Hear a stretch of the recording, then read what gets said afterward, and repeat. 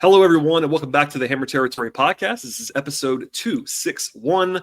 I'm your host, Brad Rowland, coming to you on a Tuesday evening, and I'm joined on today's podcast for the second time in, 48 hours, something like that, by Stephen Tolbert. Stephen, what's going on? What's up, buddy? It's been an eventful 48 hours too. We've had quite a bit of news drop for September 1 of a really bad team. When we talked on Sunday, you and I were not expecting to have to do an emergency show. Obviously, you and Sean did the emergency show on Monday, and then we've had more roster stuff and game stuff. So it has been an eventful. I actually give a shout out to the Braves because they did us a solid by giving us some real content, not only for right now, but for the rest of the season with Kim, something to track and talk about. So I appreciate the early Christmas present from the team.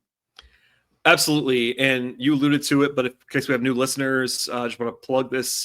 Sean Coleman and I did an emergency episode on Monday reacting to the Braves claiming Ha-Seong Kim, surprisingly, off of waivers.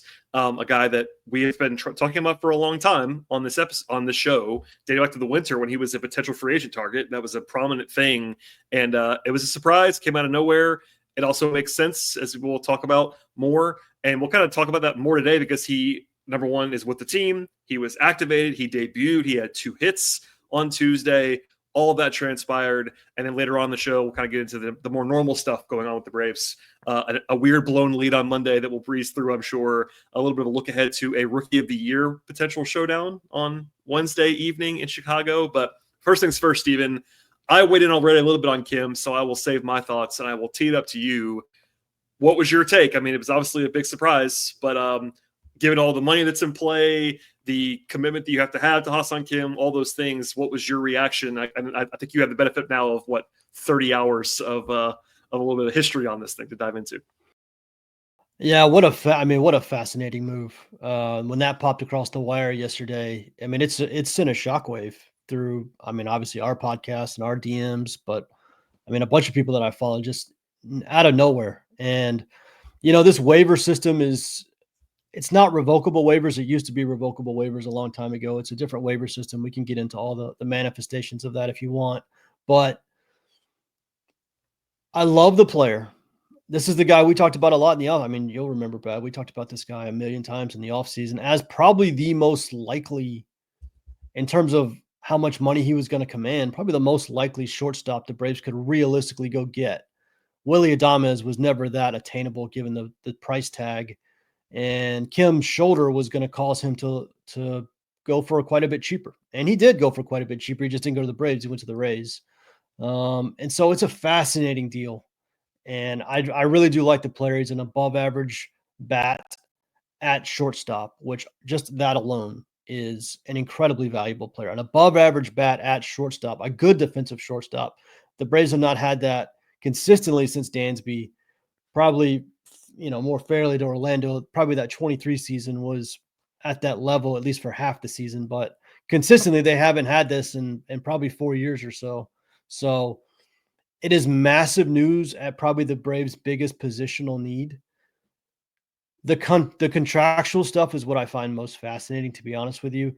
I saw a lot of my main takeaway is going to be this, because I saw a lot of this, and I had a lot of people ask me this question. I had a lot of people say it's very much like a 1-year deal. And I want to be careful because I don't think that's entirely accurate. And I've seen a lot of people say that. When you sign a player to a 1-year deal, like the Braves did with Josh Donaldson or the Braves did with Cole Hamels, the Braves have done a bunch of these.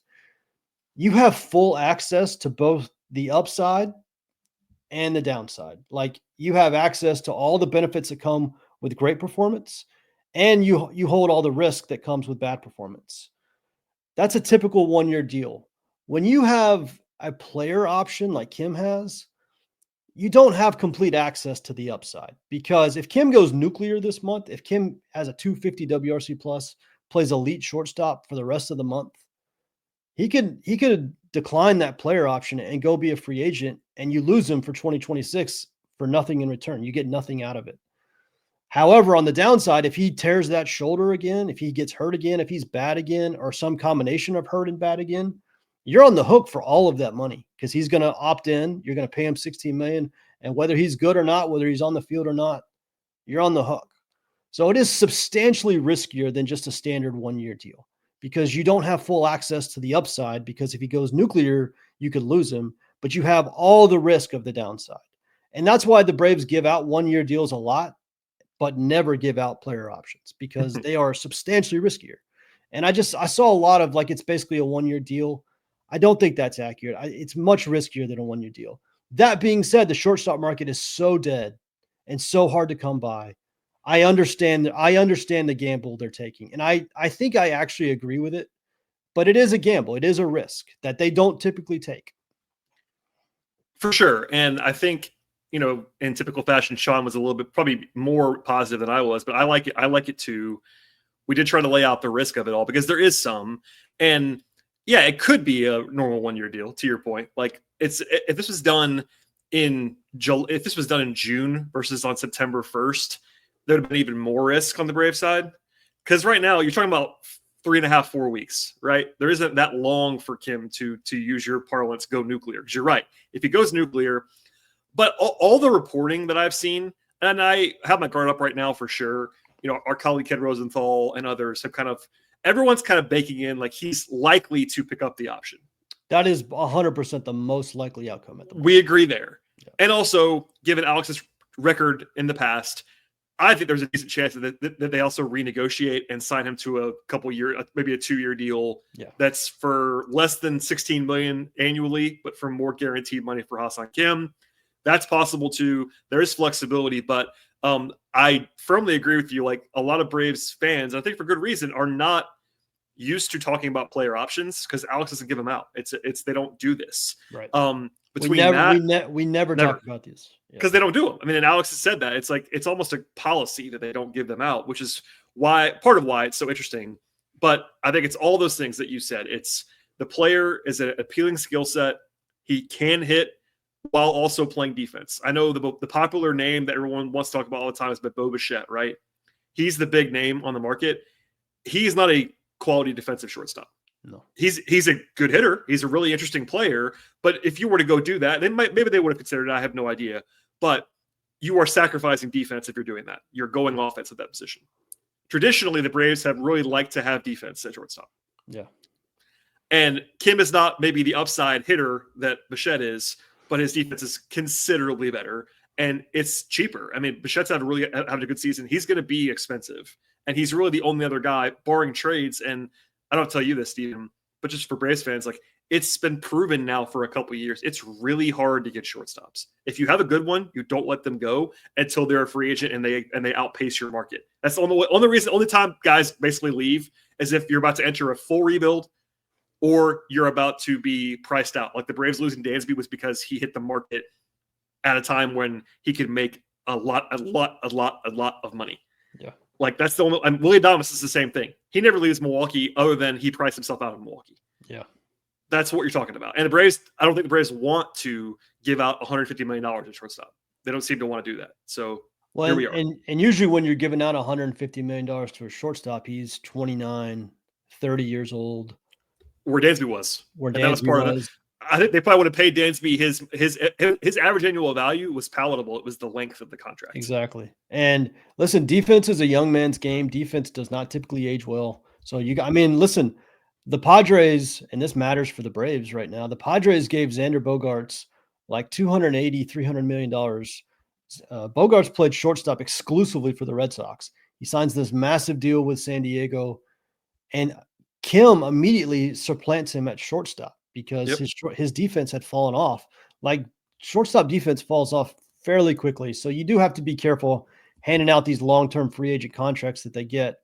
And I do think Kim is like Allen is a good defensive shortstop who can't hit. Bichette is a good hitter who can't really play shortstop. I do think Kim is kind of that sweet spot where you're looking for quality defense and somebody who can hit a little bit, who can hit at a league average rate. I 100% agree with you. I think there's a very good chance they try to renegotiate this contract. When Chris Sale came over, he had deferred money on his original deal. Deferred money is another one of those things the Braves don't do. So they immediately renegotiated the deal to get rid of the deferred money, and in exchange gave him an extra year and extra guaranteed money. I would not be surprised at all if they did the same thing. It is Scott Boras as the agent, which Yeah, complicates we'll that. talk about that too. Yeah. but but interesting. I would not be surprised at all. But I think overall, I like it. I think there's a little more risk that's being talked about widespread, but I think overall I like the deal. We agree on that, and we will have more on Ha-Seong Kim. I know people were asking us like if we're going overboard. I don't think we are. This is an emergency situation. Like, this is not a normal. The way that I framed it on YouTube and other comments was like, people were like, "Is this emergency?" Like, yeah. Think about how you would react if the Braves gave out a $16 million average annual value contract in November. It would be an emergency. It would be a multi-show, and that's what they just not exactly done, but effectively done here. So it's a big topic. We have more to come on that in a second. But first, Stephen, we have a word from our friends at DraftKings in the Player Spotlight segment on today's show. We're sponsored today by the folks at the Pick 6 app from DraftKings, and NFL fans. It's that time. Week 1 is your shot to play free and stack $1 million cash bag with DraftKings Pick 6, an official partner of the NFL. And while we've been talking about Ha-Seong Kim, Ha-Seong Kim is a topic that is not built for a short segment. It's a multifaceted thing. This player that we're going to highlight today for DraftKings at Pick 6 is Hayden Harris.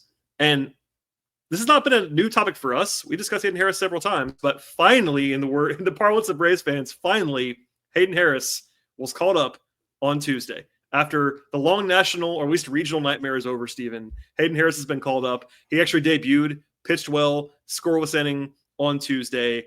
But long story short, this is a older prospect, but a prospect and a relief pitcher, left-hander, that has one of the most preposterous stat lines you'll ever see this year in AAA, and that leads to some pretty interesting intrigue and some legitimate buzz for a team that doesn't have too much buzz right now. Hayden Harris brings a lot of buzz. Yeah, I mean, you don't see. I think at Double A this year, he was striking out like 15 per 9 innings. I have the numbers here. Ready for this, Stephen? This is combined Double A, Triple A, right? Minor league stats this year: 39 appearances, 48 innings, so more than any per appearance, 73 strikeouts in 48 innings, and an ERA of, drumroll please, 0.56. Now, obviously, that ERA is not sustainable for anyone on earth, but 73 Ks in 48 innings is a good sign. It means it's more sustainable than if he was like a soft tosser walking between the raindrops. This wouldn't be so exciting. But to your point, the strikeouts have been very, very appealing. And he doesn't do it with velocity. No. He goes 93, 94. He pitched tonight against the Cubs. I was very keen. I've obviously been following it like everybody else. So I made sure I was fully locked in for his inning. I think he threw 12 pitches, and I think he threw 11 fastballs. He is a high fastball usage guy. And to have that many strikeouts when you're throwing 93 to 94 means, A, you have really good shape on the fastball, which is a big deal these days. You also have something unusual about your delivery or how well you hide the ball, which clearly he does. And a lot of lefties do, just, especially when you're 3/4. So it's going to be interesting. I don't know. We thought this was going to come like 2 weeks ago. And yeah, I don't know what they're waiting on. It's very strange they waited this long, because once they waited this long, it was like, oh, they're not going to do this all year. It's honestly, if I had guessed this morning if they were going to bring up Hayden Harris, I would have said no, not because they shouldn't have, but because, like, why did they wait this long? Like, once they waited this long, I thought it might just been next year, and we'll see. But he wasn't even their September call up. Like, this was in addition to their September call up. They just made a roster move. So yeah, it didn't make any sense, but he deserves to be on the major league roster. That's 100% clear. He does. Yeah. Interesting profile. The lack of velocity while leaning heavily on a 4-seam fastball. A guy that throws as many 4-seam fastballs as he does, you expect him to throw like really hard, and he doesn't. It's a very interesting, and plus he's left-handed and all the stuff. But Hayden Harris, very interesting player. Again, threw a clean inning today in his debut, and more to come on him, I'm sure, over the next 4 weeks for the Braves. Now, Stephen, it is time to take a look at some pick 6 options from my friends at DraftKings, and I'm going to show them on the screen if you're watching on YouTube. It is NFL season, as we alluded to. We're both going to make half of the picks here, and we're going to NFL Week 1, Stephen, because the kickoff game in the NFL is Thursday evening. Work room is Tuesday night. I'm going to let you go first. And I think I know where you're going because we already talked about this. But tee it up for you, Steve. Where's your pick? Is it more or is it less? Which player? Where are we going? Yeah, so Eagles, Cowboys, Thursday Night Football. NFL starts back this week. When I pulled up the app and I saw Saquon Barkley was projected for less than 100 yards, I guess the Cowboys defense that hasn't been good in a long time. They just traded away Micah Parsons. I think it's easy money. I'm taking more. I think he's at 96.5 on the app. Yep. I'm taking more all day. I think Saquon Barkley might be the best football player on the planet. I think he's good for 140, maybe more. He's just that good. So I'll take Saquon Barkley more than 96.5 rushing yards. All right. First of all, I agree with that. And my side of this pick six play is going to be CeeDee Lamb, the Cowboys receiver, more than 73.5 receiving yards. The Cowboys are having some trouble recently with the whole Micah Parsons thing, but that means they're going to throw the ball a lot, I think. Dak Prescott is healthy. They're going to be slinging the pill, and I like CeeDee Lamb for more than 73.5 receiving yards, even against a very, very good Eagles defense on Thursday. Download the DraftKings Pick 6 app.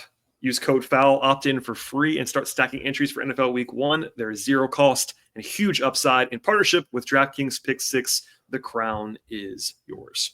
Gambling problem? Call 1-800-GAMBLER. Help is available for problem gambling. Call 888-789-7777 or visit ccpg.org in Connecticut. Must be 18 plus. Age and eligibility restrictions vary by jurisdiction. Pick 6 not available everywhere, including New York and Ontario. Void where prohibited. Must claim token for free entry in bag builder contest. Only perfect entries can earn share of cash prizes. Tokens are single use and expire September 8th at 8:15 p.m. Eastern. Terms at pick6.draftkings.com/promos.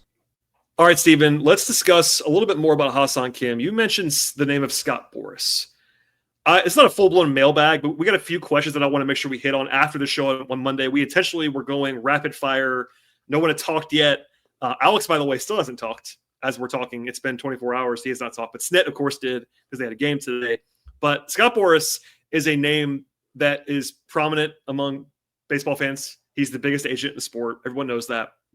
The Braves have not been very much in the Scott Boras business over the years.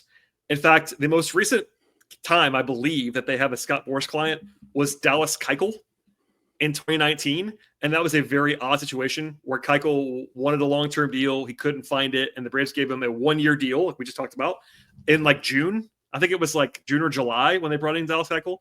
So that was a pillow deal for him. This time around, we talked a lot about negotiations and potential to restructure and things. Scott Boras is not a restructure guy, generally speaking. It may not be as easy for Alex to restructure and talk through their options. So is there any bearing on your reaction to the deal, knowing that Ha-Seong Kim has an agent named Scott Boras? Not really, because like you just play it out as if the $16 million player option is inevitable. I think. I mean, again, there's risk here, regardless of who his agent is, but it is 100% true that Scott Boras is usually hesitant to give away any free agent years for anything. Now, I'll say this, Ha-Seong Kim is in a little bit of a different situation with the injury. He's older. It's not like the Braves would be trying to lock him down for an extra 3 or 4 free agent years. Like they would be trying to add one more free agent year. Again, they would pay for it. He would get guaranteed money. Like Scott Boras is a bit of a boogeyman, I think, to a lot of fans. He's just trying to get his player the best deal. And like if the Braves go to them and say, hey, listen, we want to get rid of this player option, but in exchange, we'll give you an extra year, extra guaranteed money at this rate. They just make a value judgment. That's either worth it to them or it isn't. It's not like he just hates, doing business with the Braves. He's just looking for the best deal for his guys. So I don't think of it as much a negative as other people do. It does probably make it a little less likely, but at that point, then you just got to assume the $16 million player option is inevitable and factor that into how you value the deal. Right. And that's something that we talked about yesterday too, but it's worth emphasizing. If you're the Braves, and Alex, again, hasn't talked yet, I'm sure he would acknowledge this. When you claim Ha-Seong Kim, you have to be prepared to pay him $16 million next year. Full stop. Like you don't do this pickup if you're not prepared to pay him that money. And obviously there are downside scenarios where he gets hurt in the next month and he's out for a while. That would really be the worst case scenario. And as long as he is healthy, I almost don't care if he plays badly. Or I should say hits badly. I think his glove's going to be fine. 2 hits tonight's fine. But I stressed, and I still believe this, like, I think Braves fans should not panic about Ha-Seong Kim if he has a bad 2 weeks. Like, I just don't care about that particularly much. But no matter what, you got to be paid to pay, prepared to pay the contract as is. There's a chance you restructure. There's a chance he opts out. I mean, I'm not saying it's going to happen. It's likely not, but there's definitely a chance. It only takes one. I mean, he signed that deal with Tampa. It was always kind of an odd deal. Tampa's a weird place for him to have landed. Yeah. But it was because he got the best of both worlds that he could. So he got short-term money and the flexibility of the player option. So basically he could lock in $30-ish million while also having the ability, if he had a great second half this year, you could opt out and go get the same money that he was projected to get. And not to repeat everything, but there were projections out there from credible places last winter that he could get 4 for 80 or 5 for 100. Like, he was that kind of level for agent. If he had been healthy, he would have gotten that, I think. If he hadn't gone into the offseason with his shoulder surgery, he would have gotten a lot of money last winter. And that's all interesting, like, context. But one question I actually got, I'm sure you probably got too, but I know as a show we got it, was like, people were like, wait, how did this happen again? Like, why was he on waivers? Like, did we know he was on waivers? And the answer to that is the Braves do, and people inside the league know, but there are different kinds of, not different kinds of waivers, but he wasn't like announced as a DFA. This wasn't like they were cutting him. There is a process, and I'll let you talk about it, like, where guys can be placed on waivers, and clearly the Rays were hoping someone would claim him to save the money. The Rays are famously cheap. Yeah. And that was their end game, but no one in Tampa knew. I mean, the organization knew, but like the media guys didn't know, the fans didn't know. That's why it was such a surprise. Like, if he had been DFA'd, or if we knew he was on waivers, that'd have been a show for us, like, on Saturday. Like, hey, should the Braves claim Ha-Seong Kim, would have been a talking point, but nobody knew. Yeah. So, there's like 10 people in the world that care about this stuff. It's a little bit procedural with Major League Baseball, but like 5 years ago, there was something called the August trade deadline and revocable waivers, where you would literally, teams would put their entire roster on waivers on August 1st. And the whole point was, if somebody claimed, like the Braves, if this was 5 years ago, the Braves would have put Ronald Acuna Jr. and Spencer Swellenbach and Matt Olson and everybody on waivers. And if any of those guys got claimed, you would just revoke the waivers, pull them back, and you're fine. And the reason they would do it is because if somebody got through those waivers, as in didn't get claimed, that person could then be traded after the July 31st trade deadline. They were called August waiver trades. That went away. Revocable waivers went away. And that now loophole is gone. Now there used to be 2 deadlines for trades. Now there's one. Now there's one. And so now what teams do, and this really became famous a couple of years ago with the Angels, where they started putting a lot of their more expensive guys on waivers in August, not to make a trade, because you can't make a trade after July 31st now, but just to clear the money, of whatever they're going to owe that guy the rest of this season. And obviously he's got a contract. Yeah, and beyond. And that's what the Rays did. Obviously, like Brad just said, the Rays are famous for trying to clear money. They put Kim on waivers, hoping somebody would claim him. If you claim a guy, you also claim his contract. And so the Braves then inherited this $16 million player option that I'm sure the Rays wanted absolutely nothing to do with. And the Braves said, all right, that's a gamble we'll take. And so that's how we got here. It was not announced publicly. Most of the time it's not announced publicly. Usually the only time you ever hear about it is if an agent leaks it, or if it's somebody, you have some of these organizations that are just absolute sieves that leak everything. Most of the time you don't hear about any of this stuff until the conclusion of it, which is the other team claims him. So I know it is confusing, and it is it's changed in the last few years, but it's all very normal stuff. It's happened before. It became famous a couple of years ago with the Angels, but that's how the Braves picked him up. One more point on this is really actually interesting and notable for this year. The waiver order is reverse standings. Yeah. So I think there's a decent chance that a team better than the Braves this year would have also claimed Ha-Seong Kim. Yeah, 100%. And that's probably Jake Fraley. The Braves are like playing Jake Fraley too. Yeah.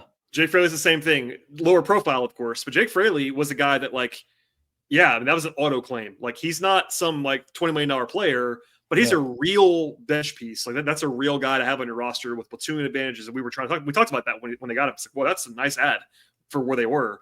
That's one of the only advantages to being bad is that you have high priority in waivers. And this is the second time, and again, the most high profile time. Just to say this out loud, Ha-Seong Kim is the best, most high profile player that has gone through waivers and been claimed in the league this year. He's the biggest in probably a few years. Well, since the Angels did it in 23, yeah. And even then, he might have been as good as those guys. I think like famously, like Lucas Giolito. Oh, right. That's was right. having like an all-star year. And you remember that? Yeah, and the Angels were bad. But all that to say, like the Braves are top, they're 5 or 6 on the waiver order right now. Mm-hmm. And decent chance that another team would have been like, yes, but the Braves beat them to it because they are. That's one way to wield being bad. and let me say this. Just because he's got a player option does not mean there's not a path where this works out really well for the Braves. Like, there is still a path where, if Kim kind of has an average September, picks up his option, they go into next year owing him $16 million, and he just has like a normal Ha-Seong Kim year, 2 or 3 win player, that is a win for that $16 million and for this move, 100%. Oh, so, very clearly. Yes, just because the player option is scary and riskier, that doesn't mean there's not a path where the Braves come out on top on this.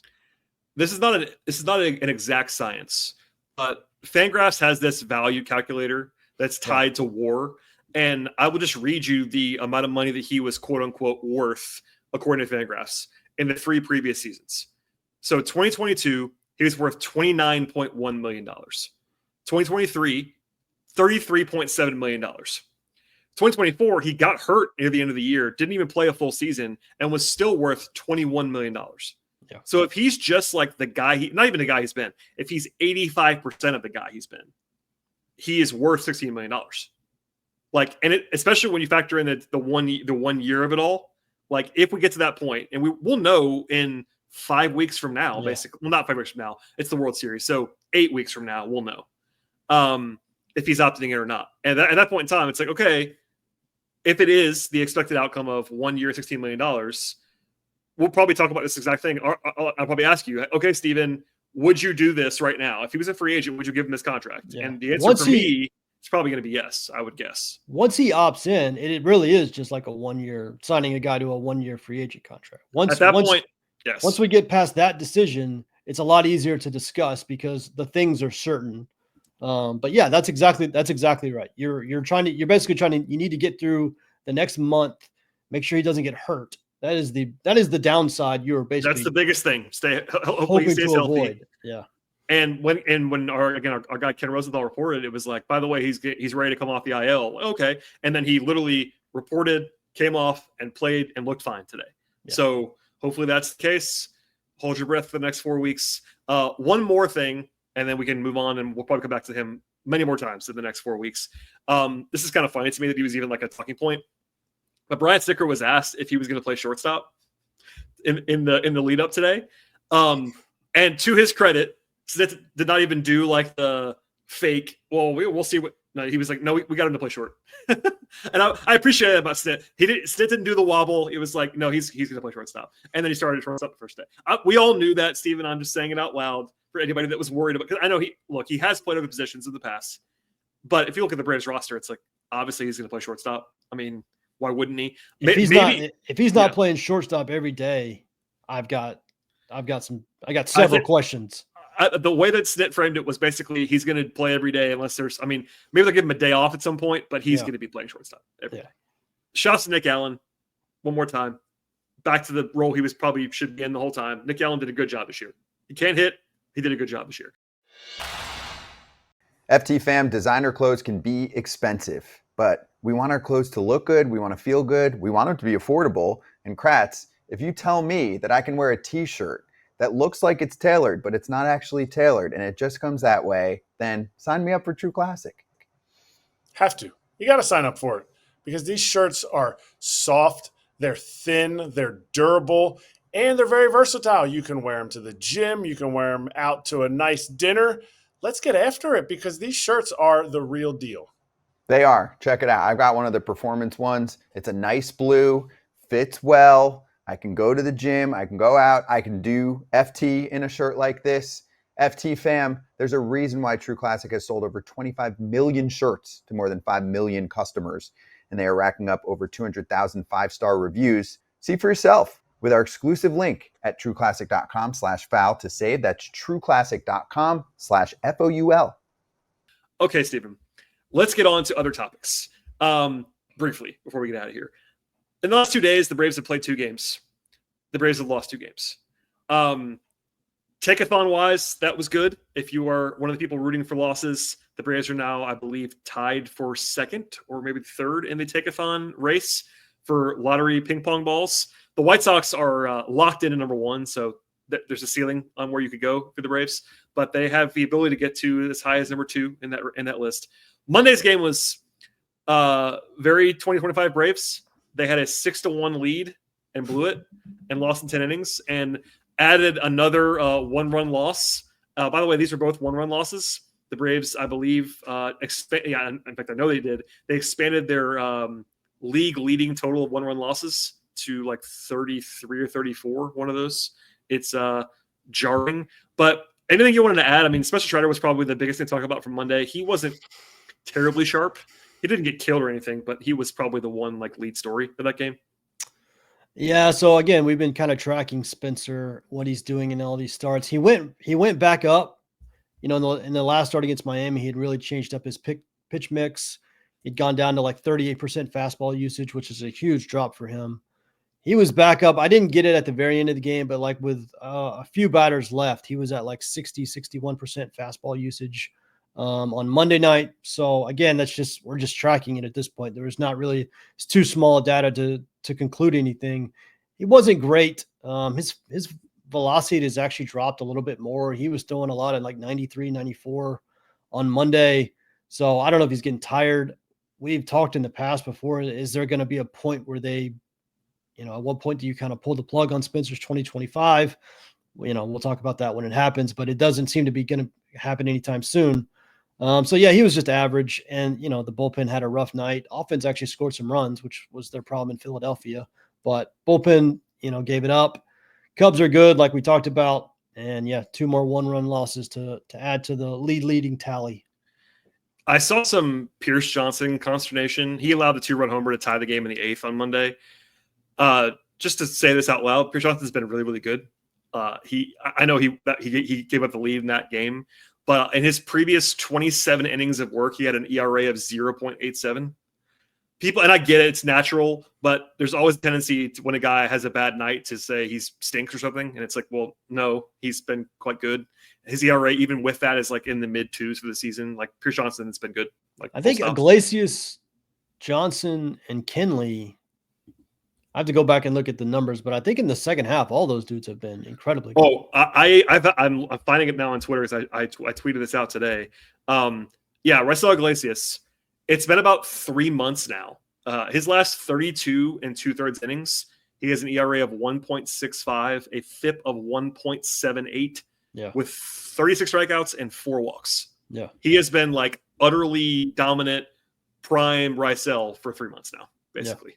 Yeah. Does that matter for this season? No, but it's just another guy where it's like people just form their opinions of the season and then stop thinking about it and only remember, when he has a bad night, they remember. Like with Pierce, it's always been weird to me. Like there's just a contingent. It's like thinks he stinks, and he just doesn't. He's a good reliever. He's not a dominant reliever. Like he's not the best guy in the league, but he's obviously good. So I want to at least say that out loud. And we don't talk about it a lot, but I mean, it does matter. Like they have a $5 million club option on Kenley for next season. So like how he pitches in the last 5 on Kenley and 7 on Pierce. I mean, we think Johnson's going to come back as long as Pierce is healthy. I think he's probably going to get opted in. Yeah, but Kenley is the one that is. I think Scott and I did a segment on this last week, maybe. But it was like, this is notable because he's been good with the Braves, and that was the whole thing when they got him. Was like, this is a free shot at a guy if they can fix him.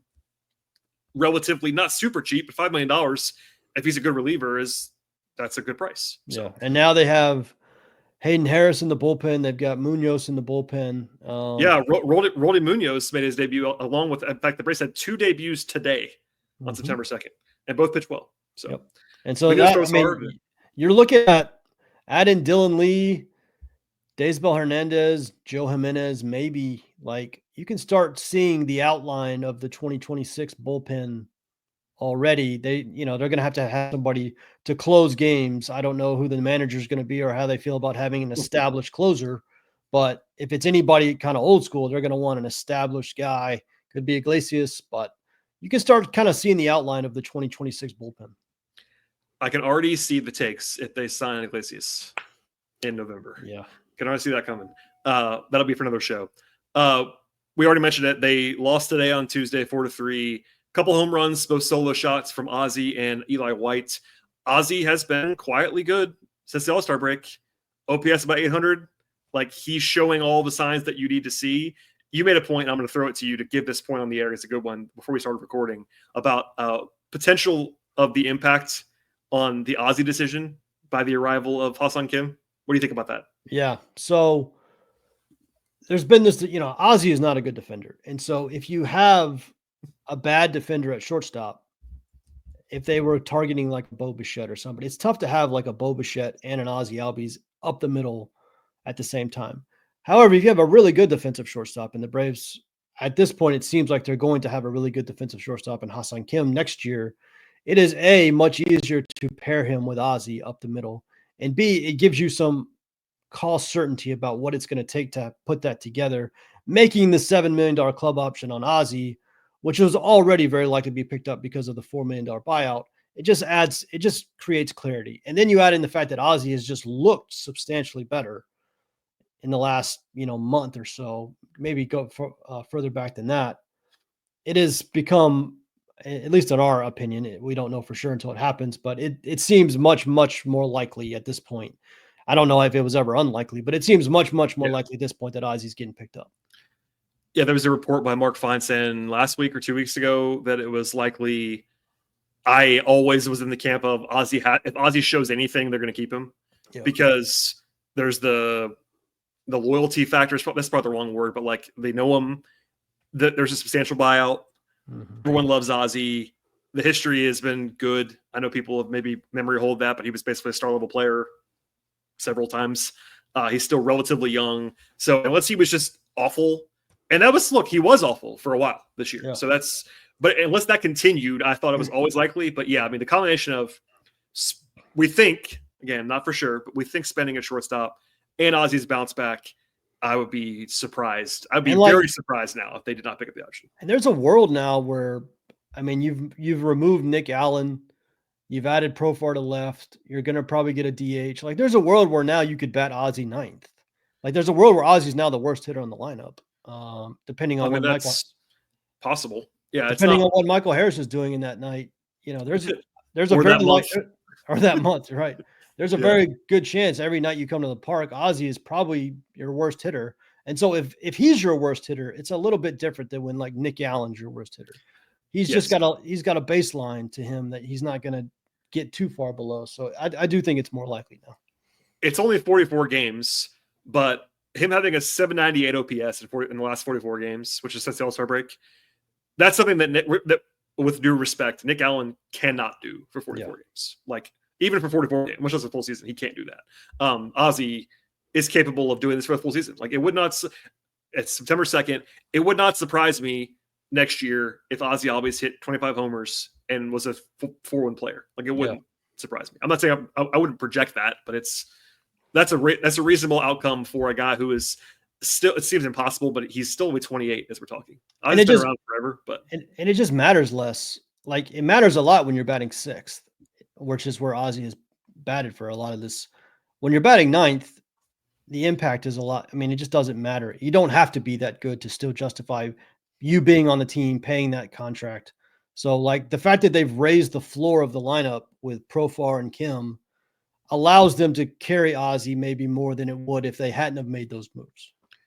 Yeah, and also one more time, to everyone always forgets this, the buyout on his option is like half of the option. More than that. It's really a $3 million decision, and that makes it the bar even lower to keep him basically. All right, before we get out of here, we're not going to do the Drake Baldwin rant again, but he sat again today. He's sad again today against the lefty. Just saying that out loud. Last thing. Wednesday, we're recording this Tuesday night. The Braves play the series finale against the Cubs on Wednesday in Chicago. It's a pretty normal game, other than the Braves are facing Cade Horton. And if you don't know who Cade Horton is, he's a rookie for the Cubs. And he also happens to be the co-betting favorite basically right now with Drake Baldwin for Rookie of the Year. So it's only one start, but the Braves can do double damage. If the Braves tee off on Cade Horton, that would help Drake Baldwin's case and by proxy help the Braves. Also, I think Baldwin will probably be in the lineup, I would imagine. If he's not, I'm going to be furious. It's a right-handed pitcher. I'm sure he'll play tomorrow. So my kingdom for a Drake Baldwin home run off Cade Horton on Wednesday. I don't know if that's going to happen, but it would be what you want to see if you're rooting for Rookie of the Year. That would be a bit. There's a potential for a statement game on Wednesday. Yeah, listen, we're tracking these odds daily at this point. This race literally changes by the day. That's how close this is. In the American League, Nick Kurtz wrapped this up months ago. Nick Kurtz is currently 200-1 at DraftKings, which is four homer day will do that. Sorry, I should say 1 to 200, not 200-1. 1 to 200. He is that's much of a favorite. But Drake is the favorite right now, narrowly. But Drake was not the favorite 2 days ago. Yeah, pre the home run against Philly, he wasn't the favorite. If Cade Horton goes out and throws 8 shutout innings and Drake goes over 4, it's going to flip again. Flip. So this is literally a day by day thing at this point, unless one of them gets really hot and one of them gets really cold. With the playing day, listen, I'll say this: when you get to the end of the game and you have Eli White on the at the plate, and there's a right-handed closer for the other team, and you have Jake Fraley sitting on the bench. You need to get Jake Fraley off the bench. And I don't, Snit is very, very particular about these platoons. Eli White started tonight because there's a lefty on the mound, but then there's a righty on the mound in the game. There's the tying run on base, and Jake Fraley doesn't hit. We've been doing this with Snit for like 7-8 years now. I have yet to figure out the logic this man uses. There's some things he's like religious about about the platoon stuff, and sometimes it's not. Like, and just as a refresher, I know people have not really maybe gotten used to Jake Fraley yet. Jake Fraley is a platoon specialist. Yes. Like he mashes right-handed pitching. He has a career OPS of like 800 against right-handed pitching. Like he hits righties. That's the entire point he's on the roster. That's why he's on the team. So it's like, you're right. Use him in that spot. I don't really get it. Baldwin hit against the lefty late in the game, which I'm fine with. He hit for Nacho Alvarez. Like, sure, sign me up. But like, you're sitting Baldwin presumably only because it's a left-handed pitcher on the mound, and then he pinch hits against the lefty. I don't know. So also, just to say this, I think we forgot to mention this earlier. Profar's on the paternity list, so he was not available today, which means it was even weirder that Baldwin didn't play. It's like, can we please play Baldwin when Profar's not even playing? Like, I understand they want to play Ozuna, whatever. Ran over, but yeah, another one of those situations, Stephen, where if these games mattered, we might have spent 5 minutes on Fraley not hitting for Eli White today. Oh, if they were in a pennant race and Fraley sat on the bench in that spot, you would have had to mute it. You'd have to like bleep out half of my. I have to call in Sean out of the bullpen at 11:30 Eastern time. 100%. Sean, are you okay? Anyway, so that's the setting for Wednesday. It's Bryce Elder. We'll see how he looks. He's been better recently, a little better recently. We'll see. And it is not a 2-horse race. Isaac Collins is still kind of in the race for Rookie of the Year. He's third in the betting odds. He's a 28-year-old. It's just always been a weird candidacy. I think it's probably going to be Baldwin or Horton, but hopefully Baldwin just runs away with it. I would like that. But also there's some drama if he doesn't. So, yep. Obviously, a big draft. Ramifications and all of that. The Braves, I think the Pirates, the Braves, the Orioles, and I think the Twins are all at 62 wins right now. Yeah, there are 4 teams basically tied, and then the A's have 64 wins. Yeah. So basically those 5 teams, I think, are the only real maybe Miami. Miami's at 65 wins. So the Braves could go anywhere between 2nd and 6th or 7th in odds entering the lottery, and that's a decent size difference. Like, I'm not going to say that's the end of the world if they finish 6th or 7th, but 2nd or 3rd would be better for that. So Yes. They've lost 5 of 6 now. So, I mean, any of the, there was some real good vibes for a while when they were winning. They were 13-5 in one stretch. That has come to an end now. They've lost 5 out of 6, and now it's just straight development. It's young guys making debuts. It's Drake Baldwin. It's Ha-Seong Kim, of course, and it's lottery odds, and we'll see. Yeah, the Braves finishing with the second best odds and Drake winning Rookie of the Year to get the extra pick versus the Braves finishing with the 7th best odds and Drake not winning Rookie of the Year and not getting that extra pick. The difference there in draft pool money is pretty substantial. So yeah, this is something to track. It is actually quite important. Yep, we will see. All right, Stephen. You and I don't do these podcasts together that often, but twice in 48 hours. Here we are. Scott's on the other side of the world, just gallivanting around. I got a funny text from Scott. I won't share the exact of it, but Scott is in hysterics that Braves had one of their bigger moments in transaction in the last 2 years, and it was on September 1st with him out of the country. It was just, why would that happen? Who knows? But here we are, Stephen. We've covered it, and we'll cover it some more. I can promise you that. I would imagine we'll get the traditional partnership of Sean and Steven later on this week, but no guarantees, but that's my guess. I also feel like maybe it's because they're on the road. I feel like Alex is going to talk at some point. I would assume that he will. The Braves come back home to play Friday. Yeah. I would be surprised if he does not talk either in press conference or maybe he'll do a radio interview or something. I actually thought we'd get one today. Me too. He may not be there. I don't know. Yeah. It's one of those I'm pretty sure Bowman isn't on the trip. Yeah. That's different than Alex, obviously. But we're that time of year where it'd be a natural point. It was Labor Day weekend. Maybe Alex is not there. But yeah, with him coming home, I would be shocked. If we don't hear from Alex by Friday, I'll be surprised. So that's another topic when it comes. I don't know what he's going to say. That would be terribly revelatory, but I do want to hear what he says. I mean, Snicker does not make that decision. Snit just gets to do, and rightly so. This is just another club in the bag. For Snit, it's hey, this is our shortstop. Great, he's an upgrade for us. Alex has to think about all the things, and speak on, at least to some degree, hopefully with some candor of why they did this. So yeah, we'll see. And it's also gonna be interesting when Profar comes back. They didn't have to make a move because they just put Profar on the paternity list, but Profar's back in a few days, so I'm guessing Brujan gets cut, but we'll see. Yeah, and they put Riley on the 60-day yesterday to make the move originally, and then we'll see what happens from there. All right, Stephen, thank you for being here. You can follow Stephen at B_outliers. That's correct? I think that's right. Yeah, that sounds right. Did I psyched you out there on your own? Sean actually knows it, but Sean always says it at the end of the show. So I think Sean actually knows it better than I do. Listen, Sean's a better host than I am. There's no question about that. Sean's certainly a better host than I am. I think it's B_outliers. We got halfway through the show yesterday, and I was like, why am I hosting? I was hosting with Sean, and I was like, well, I should have made Sean host this podcast. I did feel cheated when you guys did your first ever show. You guys did your first ever show together, I think, on Monday for the emergency podcast. And I meant to text you guys. I meant to say, I want both intros. I want Brad's intro and I want Sean's intro. It would be very confusing to people if I just came on and said, hello, everyone. And then Sean just starts at the same time. Sean's just welcome. Sorry. My favorite intro in all of sports. I was not ready for that. Steven's impression of Sean. Okay. That's all we have today. Please subscribe to Hammer Territory. Tell your friends about our podcast. We really do appreciate everybody listening to the show. Sincerely. Keep it locked. We'll be here all month and beyond, and we'll see everybody next time.